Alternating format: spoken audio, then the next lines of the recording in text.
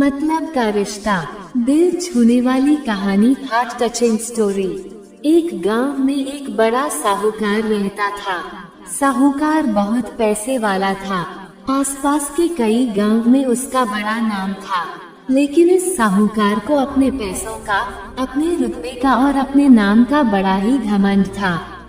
वो अपने नाम को बनाए रखने के लिए बहुत ज्यादा सोचता था और बिना किसी के भावनाओं की कद्र किए वो सब करता था जो उसे लगता था कि करना चाहिए। साहूकार को कई सालों बाद एक संतान प्राप्ति हुई थी। साहूकार ने अपने इस खुशी को मनाने के लिए अपने घर पर एक बहुत बड़ा कार्यक्रम रखा, जिसमें उसने आसपास के गांव के सभी श्रीमंत लोगों को और सिर्फ ऐसे रिश्तेदारों को जो पैसे वाले थे बुलाया था। पास के ही गांव में साहूकार की खुद की सगी बहन भी रहती थी। क्योंकि इन दिनों उसकी आर्थिक परिस्थिति कुछ अच्छी नहीं थी, इसलिए उसने अपनी बहन को तक इस कार्यक्रम के लिए नहीं बुलाया। साहूकार ने जिस कार्यक्रम का आयोजन किया था वो इतना भव्य था और इसके अलावा उसमें इतने प्रसिद्ध और श्रीमंत लोग आने वाले थे कि इस कार्यक्रम की चर्चाएं हर गांव में होने लगी। ये खबर उस साहूकार की बहन तक भी पहुंच गई। बहन को ये जानकर बहुत ज्यादा खुशी हुई कि इतने सालों बाद उसके भाई को आखिरकार संतान सुख प्राप्त हो ही गया। बहन ने सोचा कि भाई गलती से उसे इस बारे में बताना भूल गया होगा और अपनों को भला कोई न्योता देता है। भोली बहन ने अपने भाई के यहाँ उस कार्यक्रम में जाने की तैयारियां शुरू कर दी। जिस दिन वो कार्यक्रम था उस दिन बहन सुबह सुबह ही अपने भाई के घर जाने के लिए निकल पड़ी। रास्ते में अपने पुराने मैले कपड़े देख उसे ख्याल आया कि अगर किसी और के घर जाना होता तो मैं ऐसे कपड़ों में जाने की सोचती भी नहीं, लेकिन मैं तो मेरे अपने घर, मेरे मायके जा रही हूँ, वहाँ मुझे ये सब सोचने की कोई जरूरत नहीं है। जैसे ही वह अपने मायके पहुँची, वहाँ का भव्य आयोजन देखकर वो बहुत खुश हो गई और उसे अपने भाई पर बहुत गर्व हुआ। वहाँ पर वह जल्दी से जल्दी अपने भाई को मिलकर उसकी खुशी में शामिल होना चाहती थी। वह तुरंत सीढ़ियाँ चढ़कर घर के अंदर प्रवेश कर गई। उसने देखा कि उसका भाई मेहमान के तौर पर आए सभी धनाढ्य और नामी लोगों का स्वागत करने में व्यस्त है।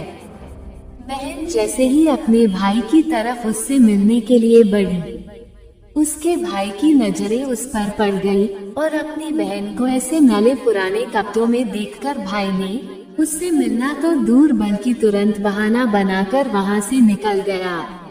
बहन ने सोचा इतने लोगों में बेचारा अकेला भाई क्या क्या करे।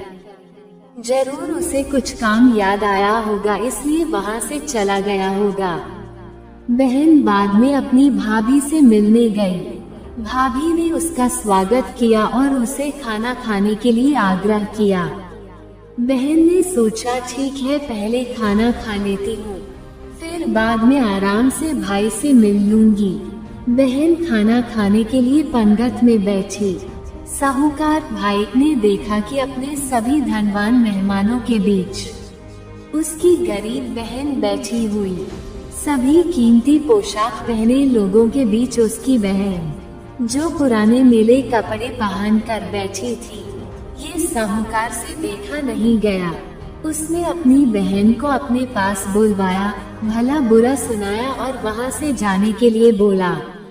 बहन ने अपने सपने में भी नहीं सोचा था कि उसके साथ कभी ऐसा व्यवहार भी हो सकता है, और वह भी उसके खुद के मायके में। अपना अपमान होने के बाद बहन तुरंत अपने घर ससुराल जाने के लिए चल पड़ी। बहन इस बात को पचा ही नहीं पा रही थी कि उसके अपने भाई ने उसके साथ इतना बुरा व्यवहार किया। उसकी आंखों से आंसू नहीं थम रहे थे। रास्ते में उसे अपनी पुरानी दोस्त मिली। उस दोस्त ने उसे रोने का कारण पूछा। हालांकि बहन उसे कुछ भी नहीं बताना चाहती थी, लेकिन दोस्त के बार बार पूछने पर उसने उसके साथ हुई सारी घटना उसे बता दी। उसकी दोस्त एक समझदार महिला थी और काफी प्रैक्टिकल सोचने वाली थी। उसने कहा, अगर तुम मेरी बात मानो तो एक दिन तुम्हारा भाई खुद तुम्हें अपने यहाँ बुलाएगा और तुमसे माफी मांगेगा। बहन ने उसे कहा कि मैं तुम्हारी हर बात मानूंगी, बताओ मुझे क्या करना होगा। दोस्त ने कहा कि तुम इस अपमान को, इस दुख को एक दिशा दे दो और कोई गृह उद्योग शुरू कर दो। उसमें इतनी मेहनत करो कि उस काम में तुमसे अच्छा कोई भी ना हो। बहन को अपने दोस्त की बात सही लगी। उसने घर पहुंचकर अपने आंसू पोंछकर उसी दिन से एक गृह उद्योग शुरू किया। उसने दिन रात मेहनत की, अपने साथ कई और गांव की महिलाओं को जोड़ा और देखते ही देखते उसका गृह उद्योग चल पड़ा। कुछ ही सालों में आसपास के 50 गांव में उसका नाम और रुतबा काफी बढ़ गया और अब वह पैसों के मामले में अपने भाई से भी ज्यादा बड़ी बन गई। भाई को भी जब ये पता चला कि उसकी बहन इतनी श्रीमंत हो गई है तो उसने सोचा कि एक बार उससे मिलकर आया जाए। वह जब अपने बहन को उसके घर मिलने पहुंचा तो बहन ने उसका किसी राजा महाराजा की तरह स्वागत किया, उसके पसंद खाना खिलाया। बहन का ऐसा व्यवहार देखकर भाई को अपनी पिछली गलती का एहसास हुआ, इसलिए उसने अपनी बहन को अपने घर होने वाली पूजा के लिए आमंत्रित किया। कुछ ही दिनों बाद बहन अपने भाई के यहाँ उस पूजा के लिए पहुँच गई। जैसे ही बहन अपने भाई के घर पहुँची, उसका भाई उसके स्वागत के लिए दरवाजे में ही खड़ा था। बहन अपने महंगी गाड़ी में आई थी। उसने बहुत कीमती साड़ी और उससे भी ज्यादा कीमती गहने दागिने पहन रखे थे। बहन का ऐसा ठाठ बात देखकर सिर्फ भाई नहीं बल्कि उसका पूरा गांव दंग रह गया।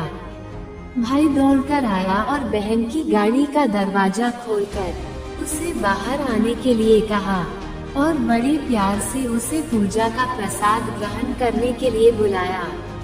बहन को इस बार 12 पकवान परोसे गए थे। चांदी की थाली में उसे खाना दिया गया था। वह साथ में एक सोने की चम्मच भी रखी गई थी। उसके बैठने के लिए बेशकीमती पात्र रखा गया था। बहन को ये सब देखकर उसके वो पुराने दिन याद आ गए जब भाई ने उसे बिना खाना खिलाए ही भला बुरा कहकर वापस लौटा दिया था। बहन खाना खाने के लिए तो नहीं बैठी, लेकिन उसने अपने सारे कीमती दाग दागिने और जेवर उतारकर उस थाली के सामने रख दिए और खाने में से कुछ निवाले उन दाग दागिना पर रख दिए। बहन का ऐसा व्यवहार देखकर सभी हैरान थे। किसी को नहीं समझ में आ रहा था कि बहन ऐसा क्यों कर रही है। आखिर वह क्यों उन जेवरों को खाना खिला रही है। जब सभी ने उससे पूछा कि वह क्यों ऐसा कर रही है, तब बहन ने सबके सामने बताया कि आज जो उसका इतना मान सम्मान हो रहा है वह दरअसल उसका नहीं, उसके इन्हीं कीमती दाग दागिनों और कपड़ों का हो रहा है, क्योंकि मैं तो अभी भी वही पुरानी साहूकार की बहन ही हूँ। अगर कुछ बदला है तो वो मेरी परिस्थिति है, मेरे कपड़े और गहने हैं।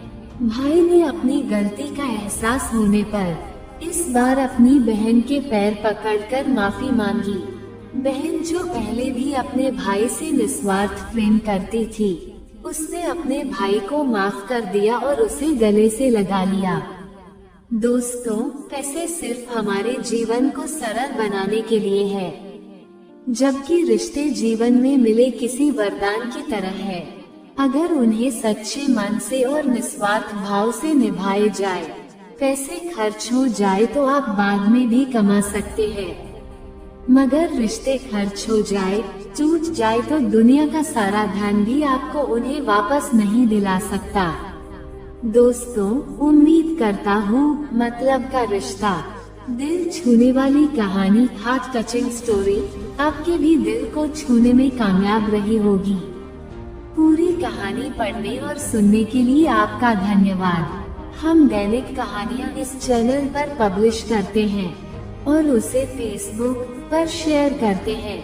आप चाहे तो इस कहानी को आपके दोस्तों और रिश्तेदारों में शेयर करें और सब्सक्राइब करें। जय श्री राम।